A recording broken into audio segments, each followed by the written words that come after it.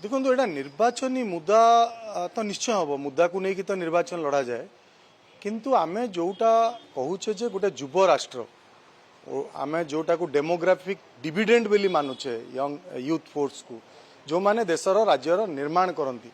जदि बेकारी समस्या कथा आमे बारंबार कहीचु कि बेकारी समस्या रे नंबर 1 ओडिशा हवा को बसिलानी जो सर्वे रिपोर्ट एवं आसला जो चर्चा आपण करुछंदी से सर्वे रिपोर्ट ऑलरेडी बारंबार ये अलार्मिंग सिचुएशन ओडिशा पई देइछि तेणु या निश्चित निर्वाचनी मुद्दा हम बेकारी तो प्रथम मुद्दा देशर थिला एवं राज्य रे बेरोजगार है प्रथम मुद्दा कारण बहुत एते 45 वर्षर रेकर्ड भांगी बेरोजगारी देश रे एवं ओडिशा तार रेकर्ड भांगीदेला आम राज्य रे मध्य तेणु ये निश्चित भाव में निर्वाचन रे प्रमुख मुद्दा हम देखो मन पसंद चाकरी कहीं मिलूनी युवक मानू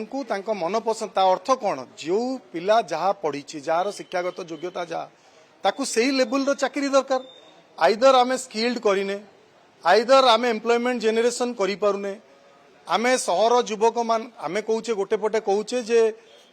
आईटी सेक्टर डेवलप करूची विभिन्न सेक्टर डेवलप करूची ऑर्गेनाइजेशन होउची देश रे गोटे पटे कुआ जाउची किंतु आर पटे ये चित्र मध्य आसुची कि बेरोजगारी बढ़ुची तेणु बेरोजगार गोटे प्रमुख प्रसंग